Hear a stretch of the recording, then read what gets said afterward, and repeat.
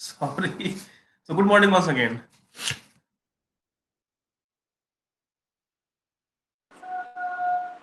Good morning, sir. Good morning, sir. Morning. Text with yourself.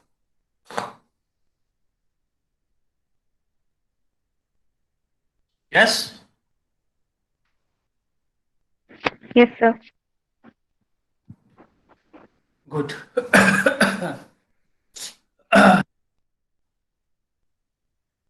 So yesterday about the epigraph of the poem to Satiricon Cronius, which talks about a woman, Sibyl of Cumae, who has a boon from Apollo to be immortal, but not the immortality of youth. And she wants to die because small due to her immortality of life, but not youth. I also would like you to refer to or keep in your mind the novel Heart of Darkness. Heart of Darkness by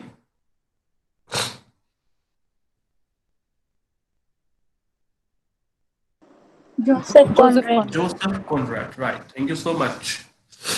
Heart of Darkness by Joseph Conrad, which again talks about the kind of three magical words that is not I love you, but horror, horror, and horror. Right? Yes? You have to do this, na? This or that semester. Which one? So it's in final semester. Okay, great. Anyway, now let us come to the first part, first movement, first chapter. That is the burial of the dead. The burial of the dead. Let me talk about how the burial of the dead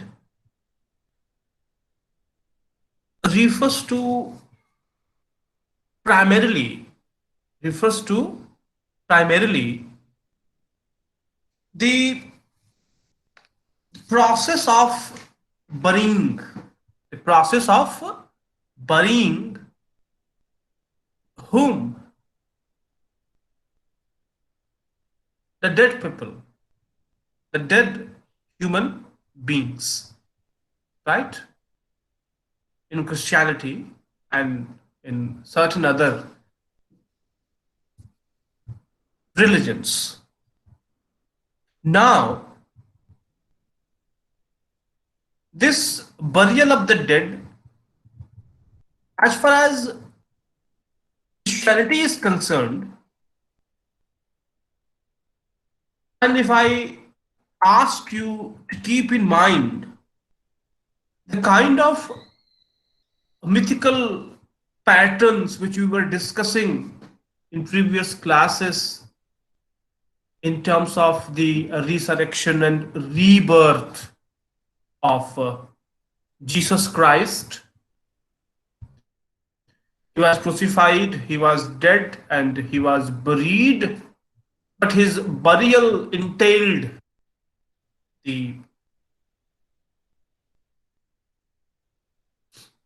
phenomenon of rebirth. This we also tried to understand while citing examples from season, from harvest season, the examples of dying gods, yes, and some other things in that way. The point is, in the mythical structures or in the mythical world, where the belief system is up to date, where belief system, the faith in stories, do imagined one, or do uh, maybe false as far as those who are of scientific temperament. But in spite of these, the belief system is intact. The people believe in God, that unseen, invisible, omniscient power, and they also believe in the example, the proto example of resurrection and the rebirth. So, at least in that system, when one dies, one has the belief that the one is not dying, and if one is dying, simply to have a rebirth, have a new birth, have a new life, have a new beginning, right? In that mythical belief system. Am I audible? Please come. Yes, sir. Yes, sir. Now, Yes, sir. this system of belief is somewhat distorted, is somewhat being questioned in the modern times. People no longer believe in God. People no longer believe in God's ways. People no longer believe in whatever mythology or mythologies has or have with people in that way. Right? Now, in this context, in this context, what is the format? What is the form? What is the world view in this godless, mythless, or a world which is devoid of any kind of belief system? Any kind of what? Belief system. Now,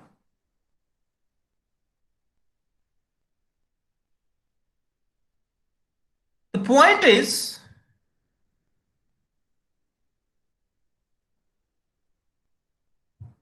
the Anglican Church,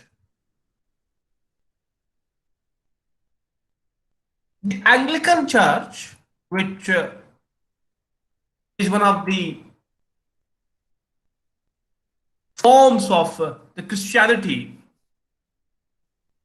whenever anybody dies, anybody dies,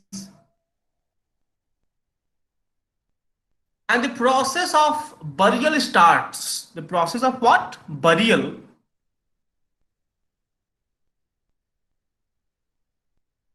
The priest says the following lines. The priest says the following lines, and he says, and in fact, he quotes God. He quotes God. I am the resurrection. I am the resurrection. Just wait. Okay. I am what? The resurrection and life. I am the resurrection and life, saith the Lord. Saith the Lord.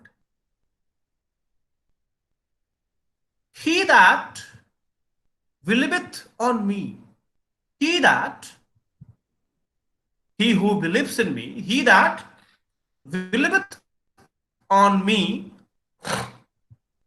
though he were dead, yet shall he live. Yet, look at the belief system. Look at the belief system which I was just talking about. Right? And, and, whosoever lives. And whosoever liveth, and believeth in me, shall never die. Shall never die. Compare and contrast this to the example of Sibyl of Cumae. Did she have her faith in God? Yes or no?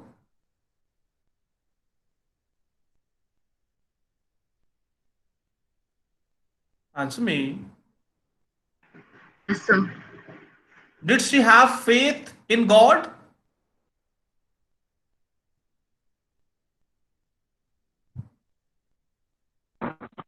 So in the start, when she got the boon, maybe she had. Sorry? So when she got the boon, maybe she had, and later when she wanted to die, maybe she didn't. So when? First and the last. I guess she had the faith in God in the start. In the start. Had she that faith in God in the start, why did she ask for immortality of life? As per these sentences which I just uttered, he who believeth in me, he who believes in me never dies. There is a breach of faith. There is a lack of faith in Sibyl of Cumae.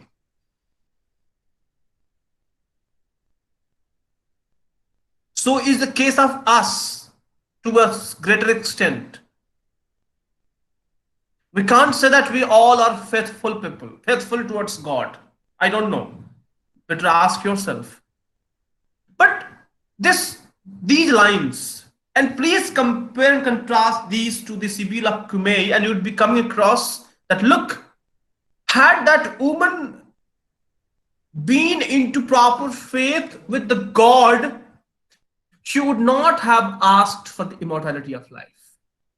Rather, she would have accepted the normal, easeful death as not the end of life, but the part of life, and most possibly, as God was resurrected, God was, in a way, He took His rebirth, so she too, so she too. And those who believes in God, they never die. Look at the dichotomy of the physical death and spiritual death. And the wasteland is all about physical and spiritual chaos. It's physical decay as well as spiritual chaos. So this is the burial of the dead as it was. As it was, excuse me, once upon a time.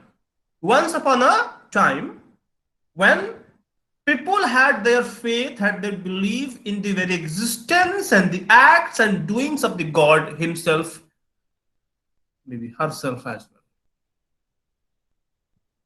Am I clear? Yes, sir. Now,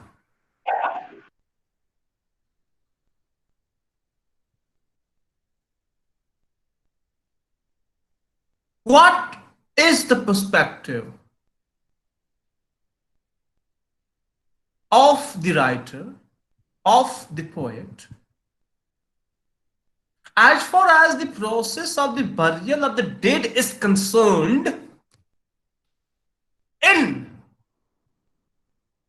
20th century modern Westland? A kind of parallelism, a kind of mythical method comparing past with the present, and then developing the idea, evolving the idea. So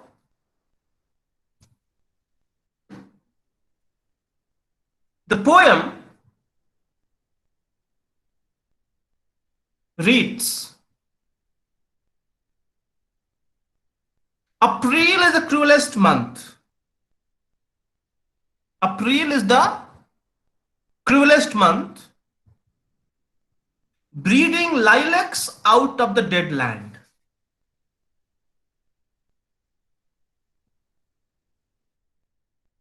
These are immortal lines, and any informed reader asked from where these lines are, one would say yes, the Westland, the first lines, the first two lines. April is the cruelest month, breeding lilacs out of the dead land. Why is April the cruelest month? This is not the April of India when cruelty begins. This is the April of England. And in England, April is what? Spring. Spring. Then why is this ironical statement? Why is this ironical perspective?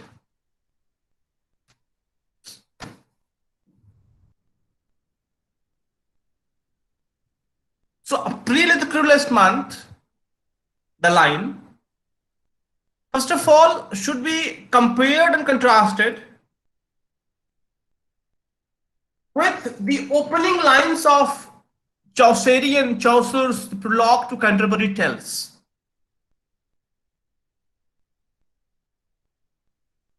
And the opening line reads like this: When that April with his showers soothed, the drought of March hath pierced to the root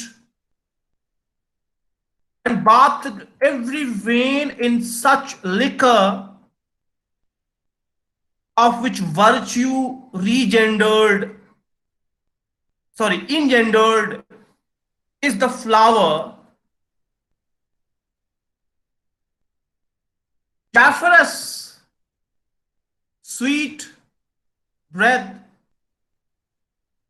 the tender crops, and younger sun, small fowls making melody, the Longan folk to go on pilgrimage in the springtime. I hope you remember these lines.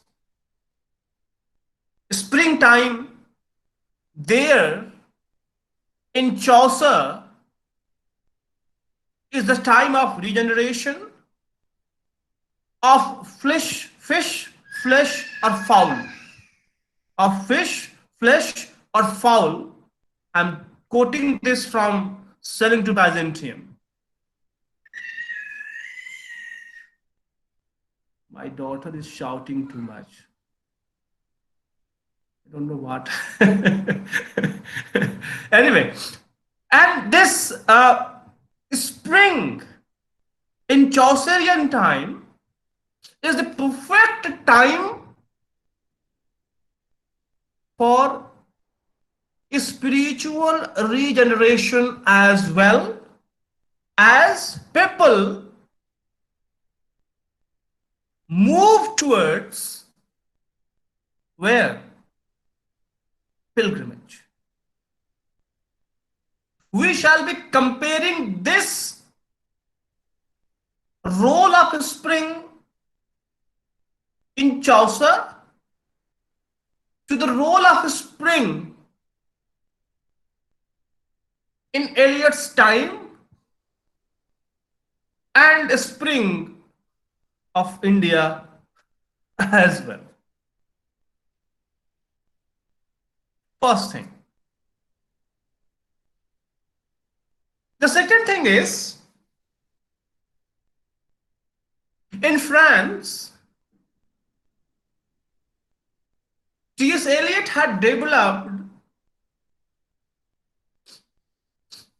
a deep, close bonding with a French doctor come novelist, Jean Verdenal. Jean, Jean, Jean Verdenal, Verdenal. Jean Verdenal. Close, intimate bonding, and he was drowned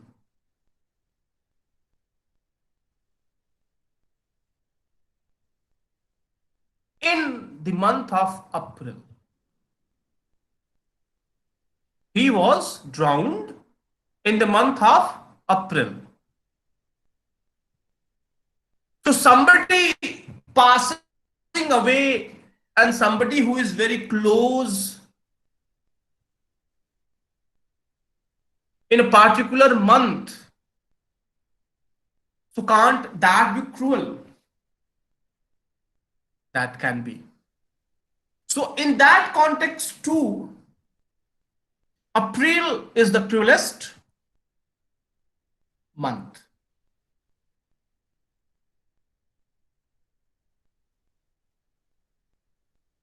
In April, when you compare it to the winter,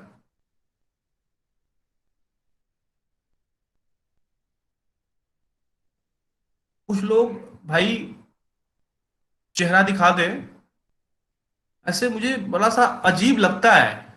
कुछ और लोग, भाई देखिए, दो ही तो आते हैं बार बार। आपको बहुत बहुत शुक्रिया और धन्यवाद। चलिए, ऐसे कुछ हमको अजीब लगता है कि हम किससे बात कर रहे हैं। नहीं तो कम से कम कुछ तो मुझे समझ में आता है कि हाँ, हम कुछ जीवित जंतुओं से बात कर रहे हैं। So please make me feel like that so that I can. देखो गई, एक आई वो भी चली गई। ऐसे रहिए आप लोग। हाँ, तुम भी हो जाओ जी, लड़की तुम भी हो जाओ, जो भी है। हाँ गुड। आप देखो, आप कुछ लग रहा है, एक तो इतना खतरनाक टेक्स्ट पढ़ा रहे हैं, वेस्टलैंड है, उस पे से सब मूर्तियां दिख रही हैं, तो क्या हमको लगेगा क्या कर रहे हैं। चलिए, the next reference is spring, April, and compare it with the winter. In winter,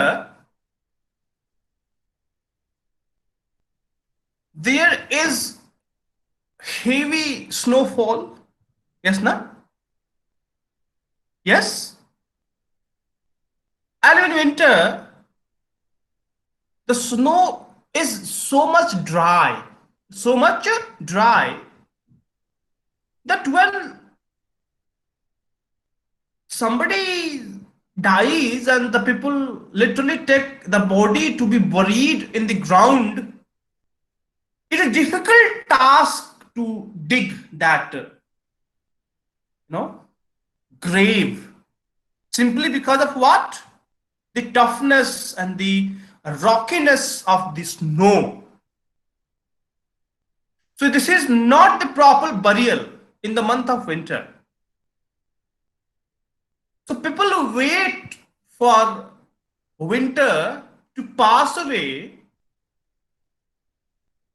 and then they bury the body in the month of spring, in the month of April.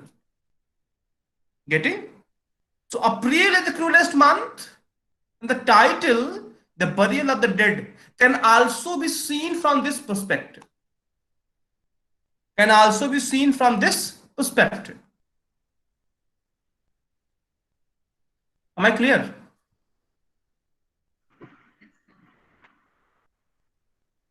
Yes, sir. Now,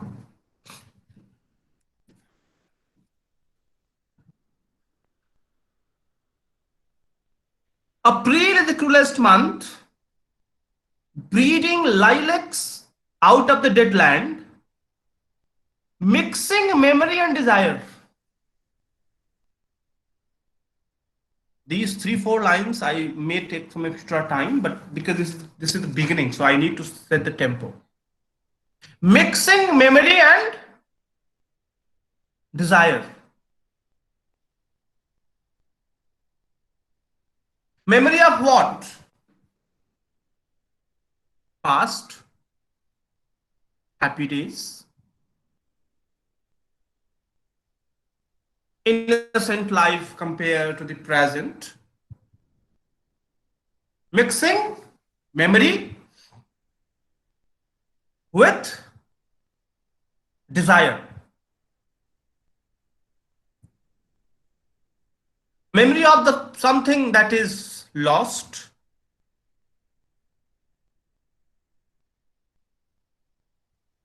and desire about something which may be achieved. First interpretation. Mixing memory with desire and desire also may mean the very process of the burial and the rebirth, whereby if you take memory as past, memory as a past, it means the very process of memory, mind, burial in the ground, be it of Jesus Christ, be it of any pagan god, be it of seasons, be it of small seeds which we sow.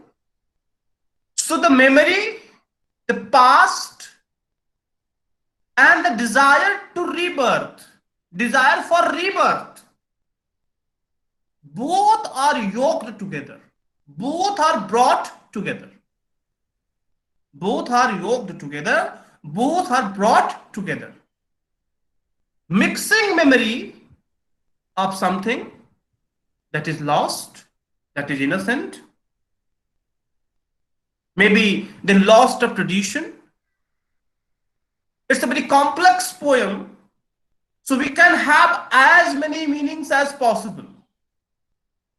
So I shall be talking about as many meanings as I know, but I also would like you to go for certain meanings which might be of your concern as far as making your rapport with the poem is concerned. Because this is not the only text which you have to do. You have to do several texts in that way. So mixing memory, past, or the process of what? Burial and desire to come back. To come back to where? To life. To take a new life. To take a new birth.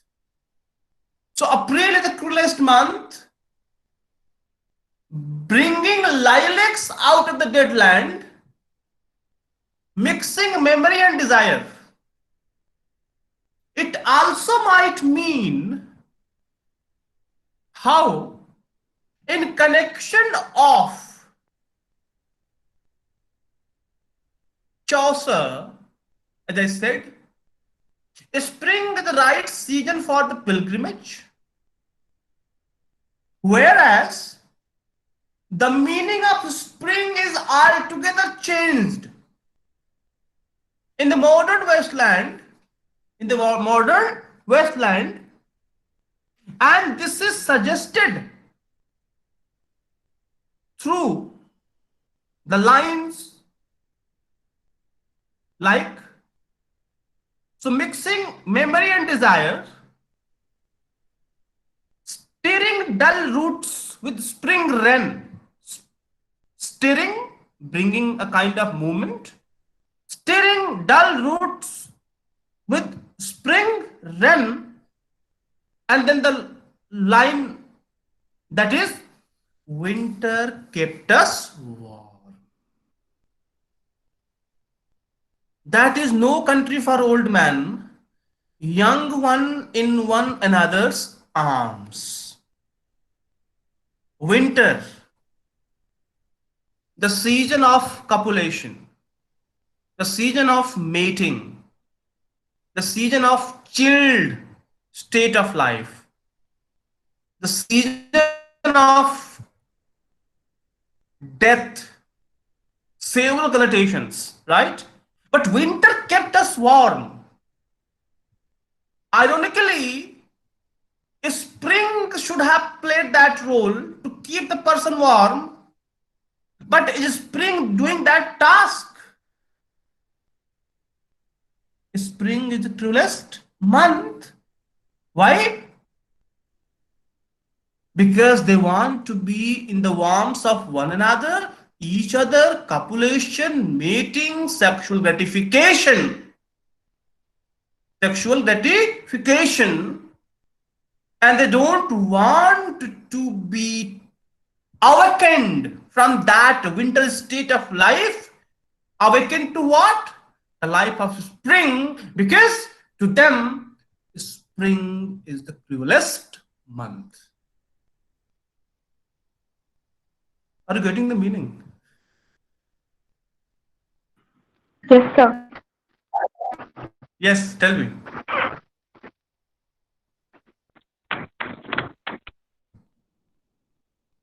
Yes,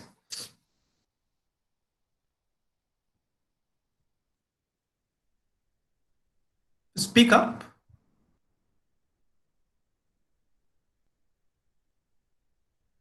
Ah, did you get the idea? Am I audible? Yes, sir. Yes, sir. Tell me, yeah. Yes, sir. पंखे की आवाज कुछ कम कर दें, है ना? तो speed कुछ कम कर देंगे तो और वो अस्पष्ट हो जाएगा फिर.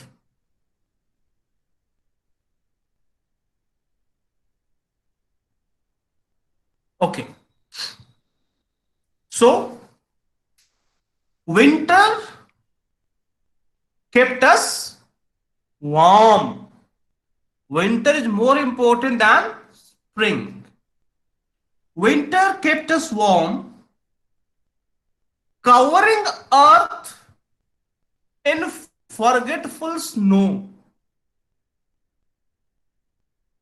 Covering earth in forgetful snow, feeding a life with the dried tubers. Feeding a life with what? Dried tubers. So modern Westlanders, instead of giving importance to the season of the spring and the symbols associated, that is that of rebirth, regeneration, awakening, spiritual yearning, spiritual fulfillment, and the marching towards pilgrimage, they don't seem to like this idea.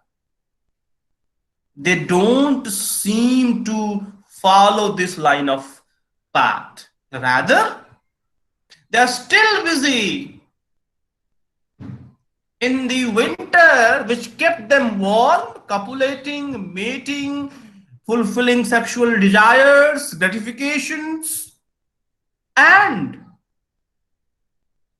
they are simply feeding themselves on dried tubers. Dried tubers which may not have, which don't have much greater significance in comparison to lilacs, in comparison to crops, in comparison to other sorts of animals, which all awake to spiritual sense in the month of April, in the month of spring.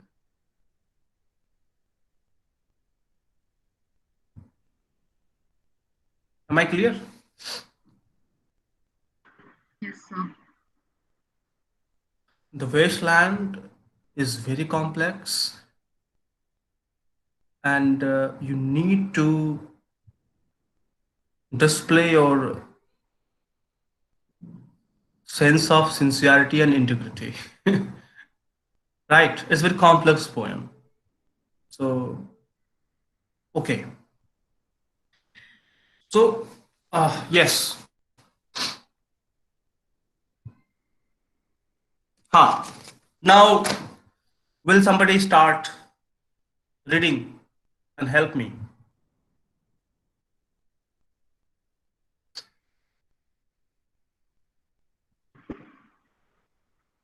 So can you hear me? Huh? Okay, I'll read that. Huh.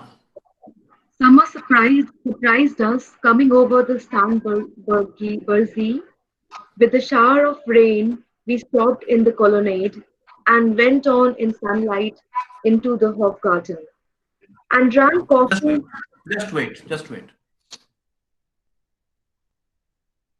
If you remember, I told you that initial title of the poem was "He Do the Police in Different Voices." Yes, no?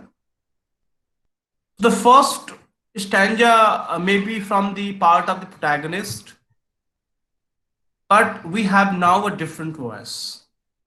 Different voice. The first different voice. The first different voice.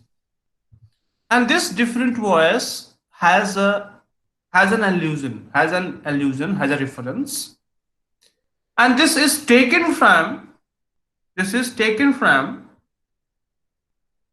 a memoir, a memoir of Countess Mary Larish, of Countess Mary Mary Larish, Larisch, Mary Larish, and the memoir is titled as My Past. My Past. Okay, these are the excerpts from that, and which says that summer surprised us. Summer surprised us coming over the Strand Bergerus. This Strand Bergerus is a beautiful lake in Munich, Germany. Summer surprised us coming over the Strand Bergerus, a lake in Munich.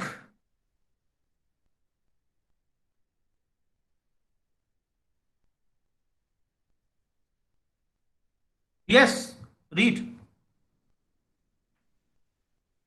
And went on in sunlight into the Hofgarten and drank coffee and Just before that, the second stanza.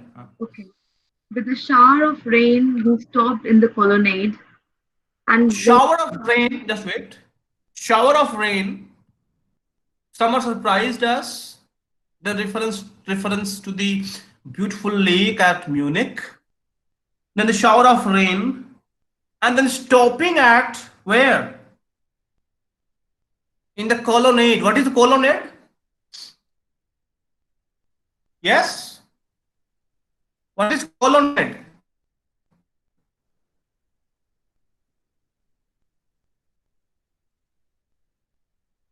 G.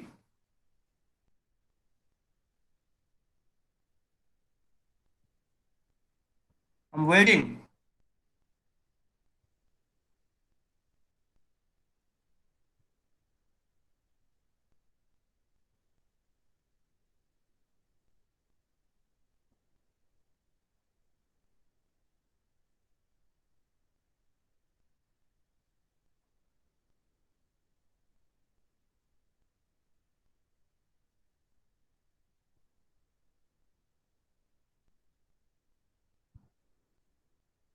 Yes.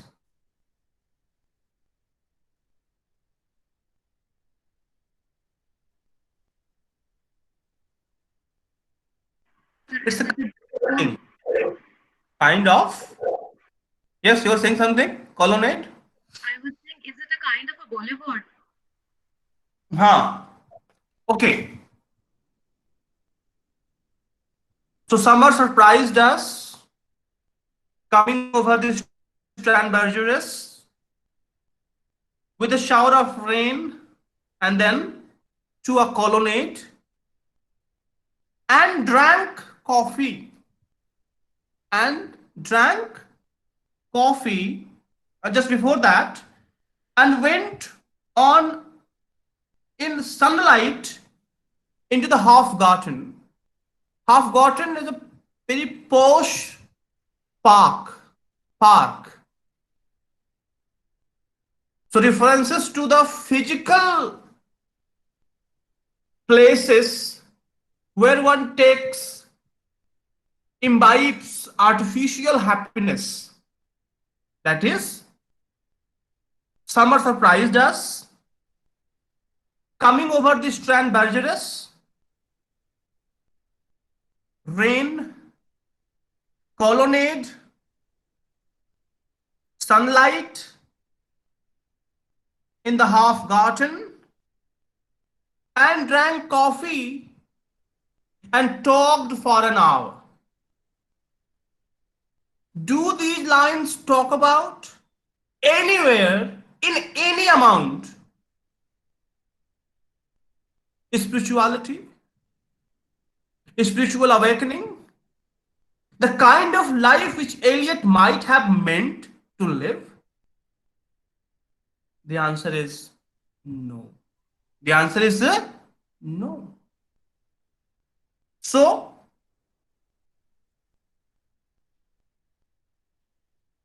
talked for an hour, and then there is a German sentence, and this German language is not only one example. In this text, you shall have German, you shall have Latin, we shall have French, we shall have Sanskrit, we shall have many other languages.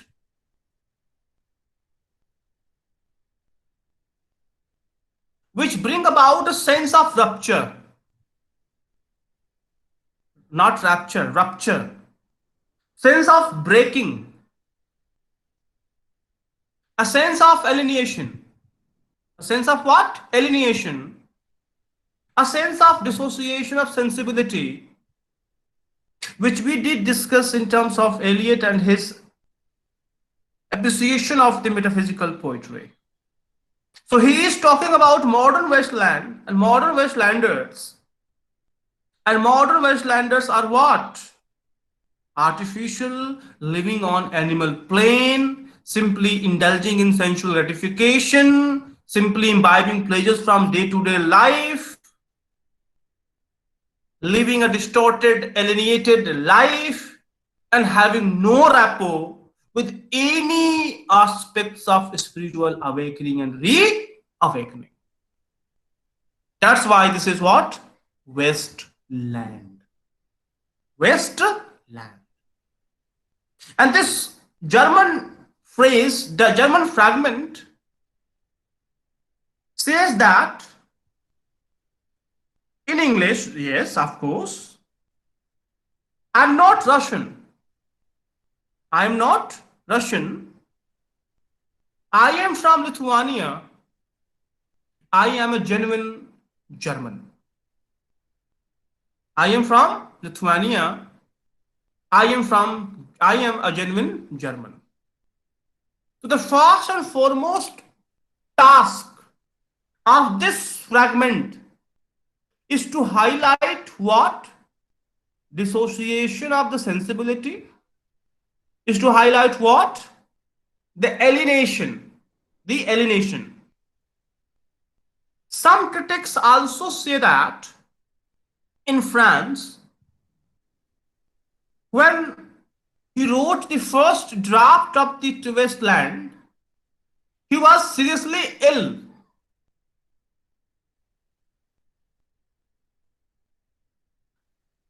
And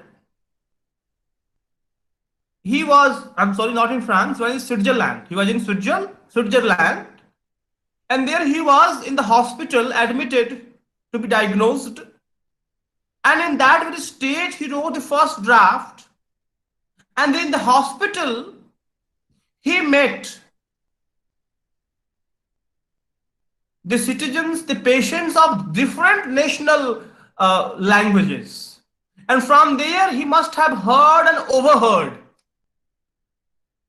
these fragments, and he has incorporated them into this poetic masterpiece, Wasteland, to bring the sense of what? Dissociation, and to bring the sense of what? Alienation. That is the sum and crux of modern Wasteland. So she says, I'm not Russian, I am from Lithuania, I am a true German. I am a true German. And then she says, what? And when we were children, she goes back to her childhood. And when we were children, staying at the Archduke's, my cousins, he took me out on a sled and I was frightened. He said, Mary, Mary, hold on tight. He said twice, Mary, Mary, hold me, hold on tight. And down we went. And down we went in the mountains. There you feel free. There you feel free. I read much of the night and go south in the winter. Artificial, daily, mechanical routine.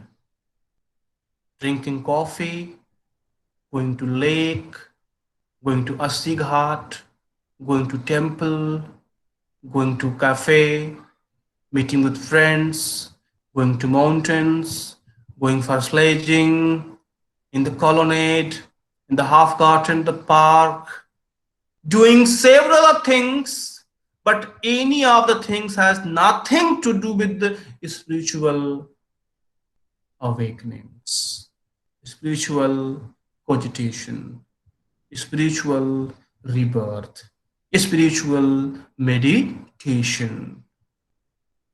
The wasteland, the first paragraph.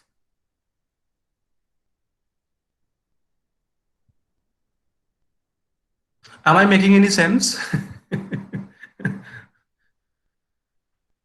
Yes, tell me. Yes, sir. Yes, sir. We have time left now. Do we have time?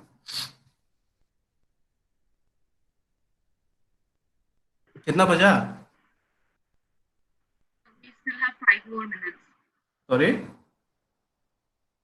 We have around 5 minutes. Thank you. Who is the next teacher? We don't have a class after this. Please We have allow, it at please allow me to have at least half an hour. Am I? Can I? Yes, sir, it's fine. Thank you. Thank you so much. So next passage, second stanza. Though they are not like a stanza. Yes. What are the roots? What are the roots that clutch? What branches grow? What are the roots that clutch? What branches grow out of this stony rubbish? The answer is no. If you have Old Testament, and I haven't read myself, I have just read the references to be very honest with you all, right? It is reported that the Genesis talks about the birth of roots. at a dried place, and the birth of the root at a dried place has been taken as a symbol of the birth of the God, the birth of the God in the Genesis, in the Old Testament. And the branches refer to Christ as one of the branches of Father, Holy Trinity, Father, Son, and which one the next? Father, Holy, what? the Trinity, Holy Holy Spirit, right? So Son is one of the branches. What are the roots that clutch? What branches grow out of this stony rubbish? Stony rubbish. Stony means idol, idol worship. And if you have little knowledge about pagan gods,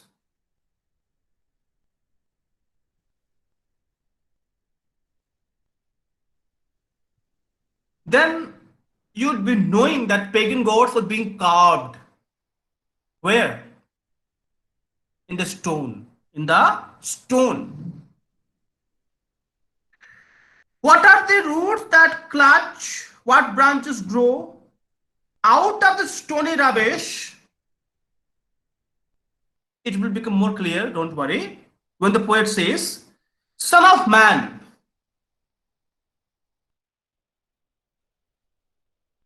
Son of Man, the complex figure. Son of Man may talk about Adam, Son of Man may talk about Christ himself. Son of Man may also refer to Ezekiel. Ezekiel, who figures in the Old Testament. Who figures where? In the Old Testament, where the God has assigned Ezekiel the task to pursue, to teach the defiant children of Israel. Defiant children of Israel regarding 10 commandments. Regarding what? 10 commandments. Ezekiel, the prophet of God in Old Testament, who was assigned the task to teach non-believers, to teach pagans, to teach defiant Israelites the 10 commandments of the great God. So the relationship the Old Testament to the previous pagan gods, where the stony rubbish refers to the broken idols, the broken faiths, which was superseded and supplanted by the emergence of God, Son of Man. Son of Man. And after the arrival of Son of Man, the God, in Old Testament, up to the next Testament, that is New Testament, people were faithful, devoted, dutiful, abstaining from 7 deadly sins, and following 10 commands. But now what has become to modern Westlanders? What has become to that set of belief in the modern Westland?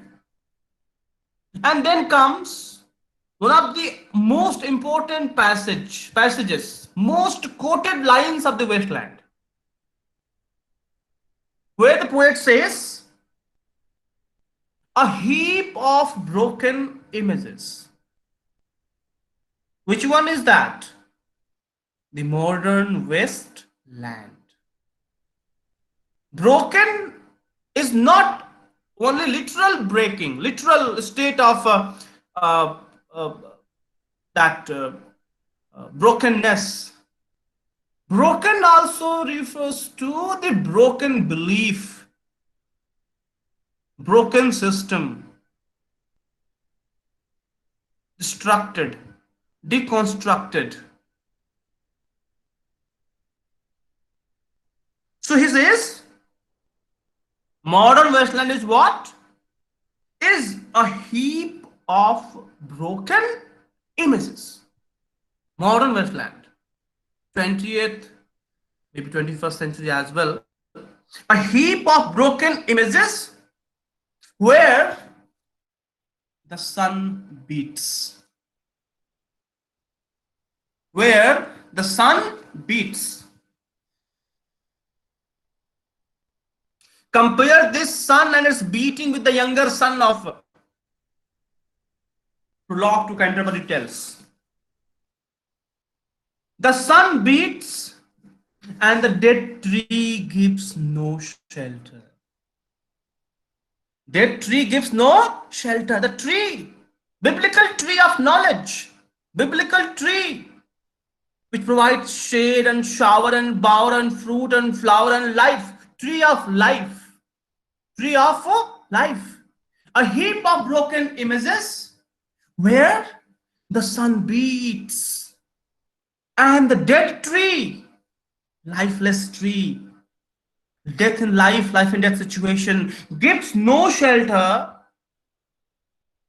The cricket, no relief. The cricket, no relief, and the dry stone, no sound of water. Water, no sound of water. Water being a symbol of what? Fertility, regeneration, a powerful medium to quench the thirst.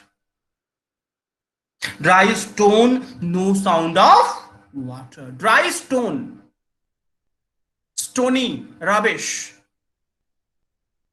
Faith has broken to pieces.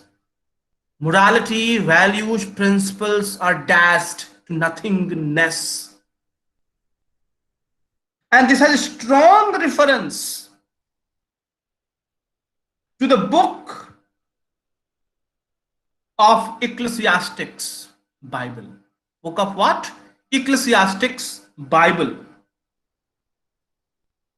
Barrenness, futility, anarchy, modern wasteland.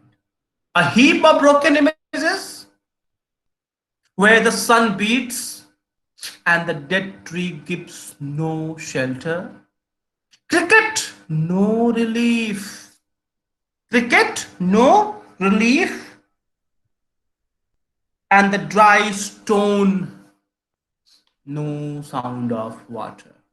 This is wasteland.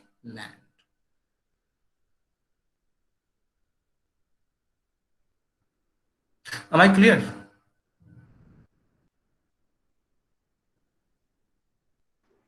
Yes, sir. Yes, Am sir. I clear? Yes. So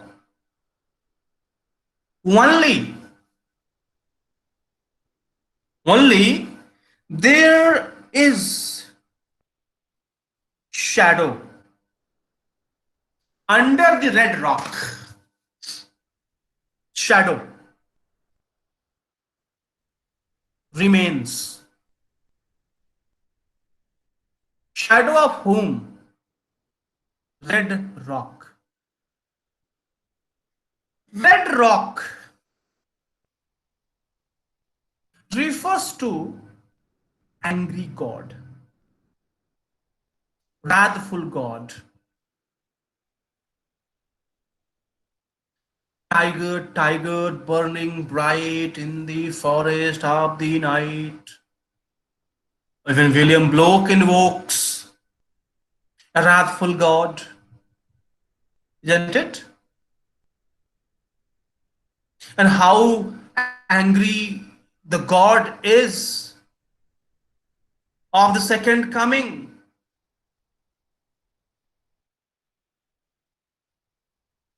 like a lion, ferocious, like a lion, ferocious animal.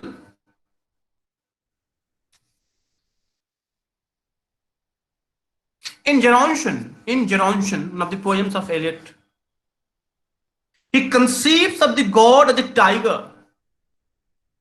In Gerontion, one of the poems of Eliot, he writes about a god who is like a tiger and who will devour, swallow, whom? Faithless people in this wasteland, of this wasteland. Faithless people of this wasteland. Only there is shadow under the red rock, angry, infuriated God, sullen, not so happy with the ways of the world. Come in, come in, under the shadow of this red rock. Let us resume the faith. Let us resume the belief. Let us start believing in the burial of the dead and the resurrection and the rebirth and the regeneration.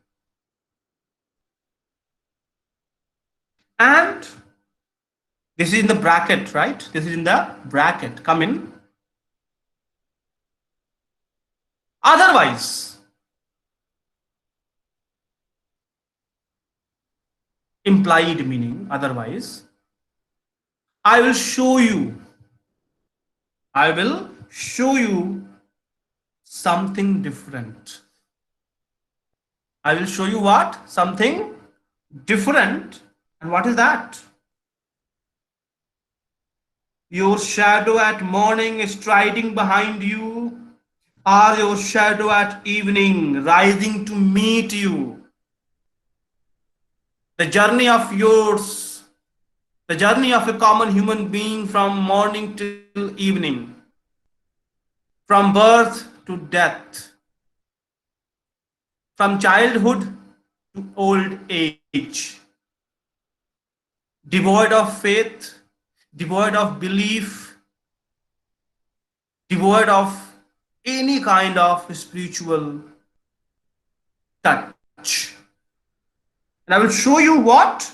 Something different from either your shadow at morning striding behind you or your shadow at evening rising to meet you. I will show you fear in handful of dust. I will show you fear in handful of dust. And the Lord says in the Genesis, Old Testament, that human beings have been created out of dust. Out of dust. Of dust we are made of, into dust we go. We are merely dust. We are merely body.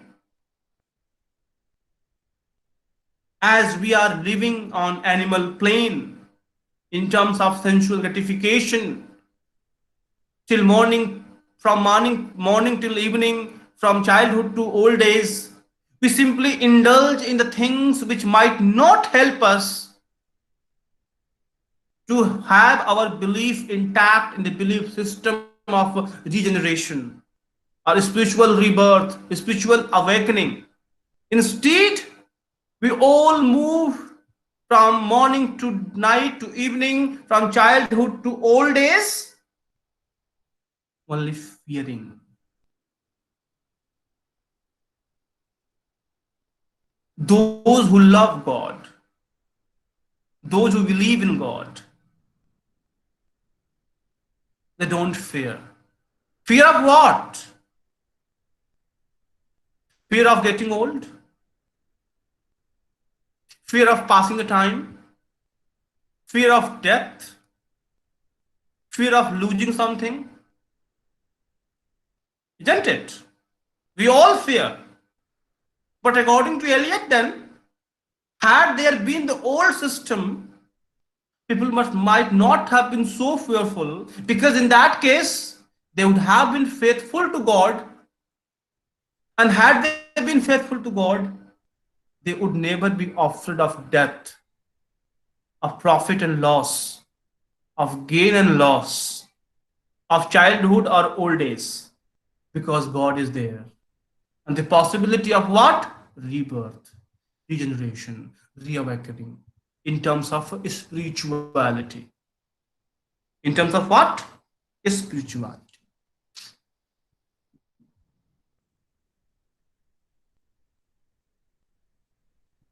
Am I clear?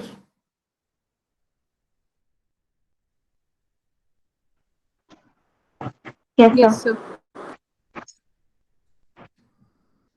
Only one stanza more, then I will come to an end. मतलब कि should I stop कि आज हो चुका पर्याप्त? What do you say? As you wish, as you command, my lord. Yes.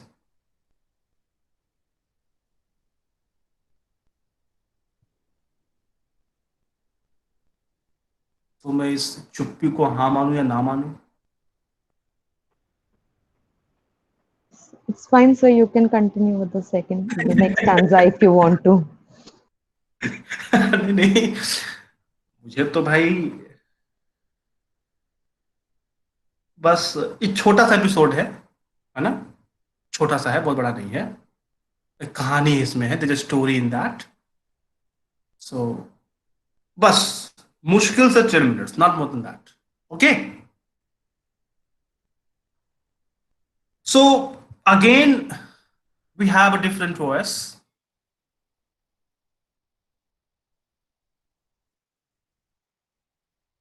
That's all for today. Leave it because I know it's a difficult one. Anyway, thank you so much. Sir, I wanted to ask something Ha, about. yes, we I used to must be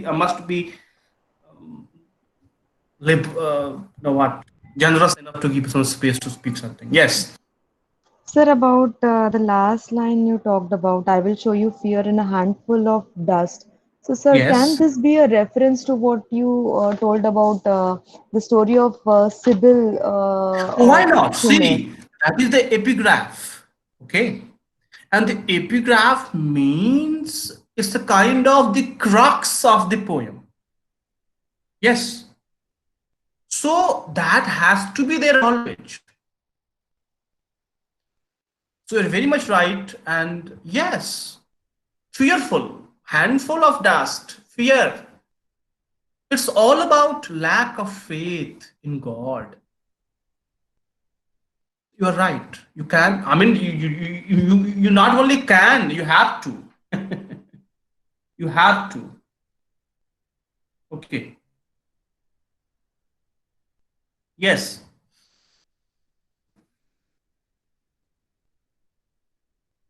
हाँ दीदी.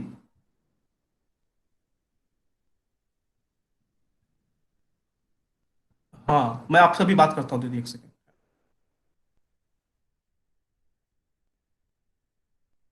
Yes. हाँ. Anybody else? Sir, one more thing about the Red Rock reference. So, sir, when you said that he is invoking the wrathful God just as the way Blake did. So, sir, if we go by the biblical understanding of this, so, sir, the God of the Old Testament is someone who's very wrathful and he's very cruel in a way that he keeps on testing his subjects. But if we go to the New Hmm. Testament, so Christ has been shown as someone who's very benevolent. So can this be taken in Hmm, that hmm, hmm. light, as in like he's invoking the God from the Old Testament? He's invoking, maybe, my opinion is that he's consciously invoking the Old Testament God, because this is the wasteland, and the people have become so much obsessed that a kind of punishment, is needed. I want to refer to one of the poems of G.M. Hopkins. G.M. Hopkins. And one of his poems, if I remember correctly, what is that? The Wind Over. Yes, the Wind Over. What kind of what kind of God he summons?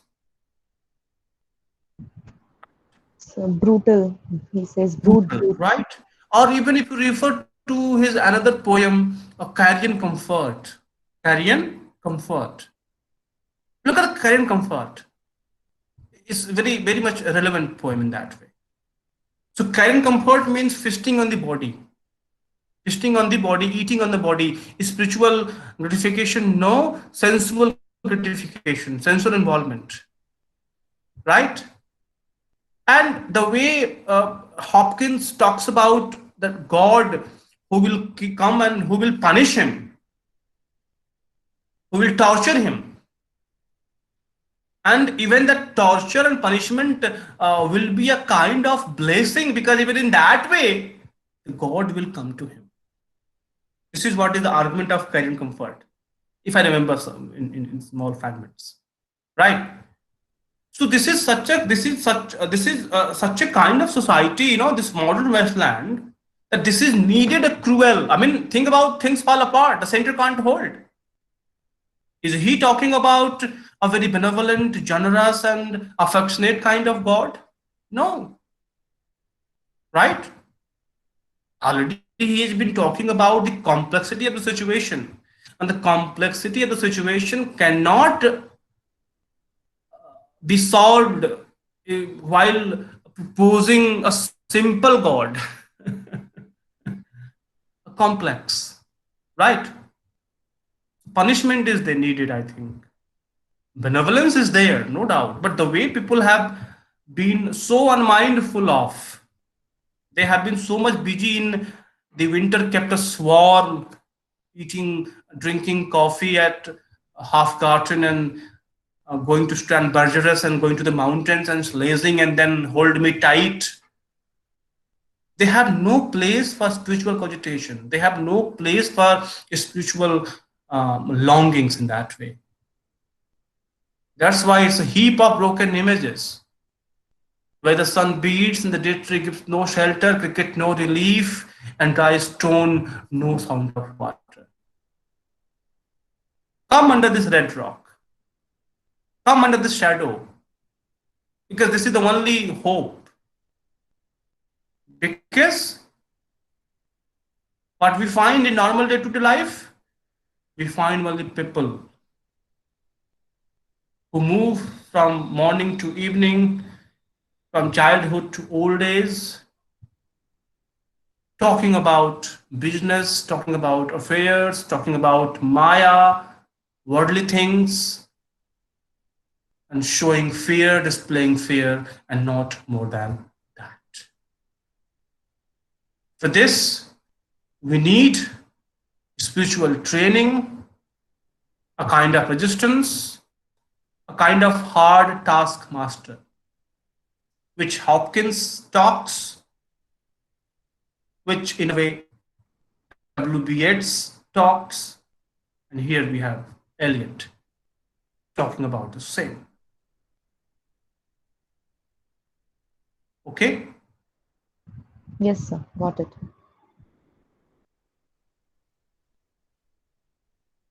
Okay, thank you so much.